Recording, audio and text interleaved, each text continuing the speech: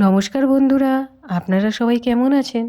আজকে আমার এটি প্রথম অনুপ্রেরণাদায়ক ভিডিও যেটি আপনাদের সামনে শেয়ার করছি। স্বপ্ন দেখুন, লক্ষ্য নির্ধারণ করুন এবং তারপরেই অবিরত চেষ্টা করুন। এই কথাটি কিন্তু আমাদের জীবনে স্বপ্ন দেখার, লক্ষ্য নির্ধারণ করার এবং সেই লক্ষ্য অর্জন করার জন্য অবিরত চেষ্টা করার অনুপ্রেরণা দেয়। স্বপ্নই আমাদেরকে এগিয়ে যেতে প্রেরণা দেয়। স্বপ্ন ছাড়া জীবন কিন্তু নিরস।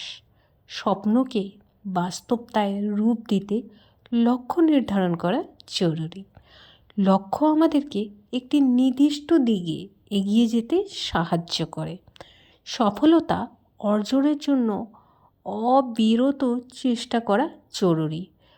বাধা আসলেও হাল ছেড়ে দেওয়া যাবে না। যেমন ধরুন না, একজন ছাত্র যদি ডাক্তার হতে চায়, তাহলে সে উক্তি অনুসারে ডাক্তার হওয়ার স্বপ্ন দেখবে।